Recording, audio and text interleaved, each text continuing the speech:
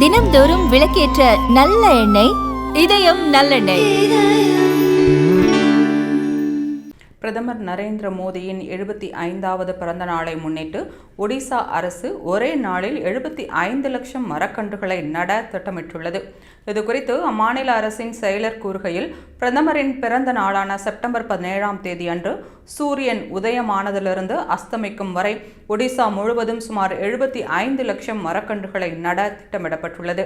வனத்துறை 15 லட்சம் மரக்கன்றுகளையும், பஞ்சாயத்து ராஜ் துறை 34 லட்சம் மரக்கன்றுகளையும், தொழில்துறை 15 லட்சம் மரக்கன்றுகளையும், வேளாண் துறை 23 லட்சம் மரக்கன்றுகளையும், மாநிலத்தில் உள்ள மத்திய ஆயுதப்படைகள் 2.2 லட்சம் மரக்கன்றுகளையும், காவல்துறை 3 லட்சம் மரக்கன்றுகளையும், வங்கிகள் மற்றும் நிதி நிறுவனங்கள் 2 லட்சம் மரக்கன்றுகளையும் நட முடிவு செய்யப்பட்டுள்ளது. 75 லட்சம் மரக்கன்றுகளை நடும் திட்டத்தில் 2 லட்சம் பள்ளி ஆசிரியர்கள், 15 லட்சம் பள்ளி மாணவர்கள், 76,000 அங்கன்வாடி பணியாளர்கள், 17,500 வன பாதுகாப்பு சங்கங்கள், 1 லட்சம் தேசிய நலத்திட்ட தன்னார்வலர்கள் மற்றும் 16,500 மதர் இந்தியா தன்னார்வலர்கள் கலந்து கொள்ள உள்ளனர் என்று தெரிவித்தார்.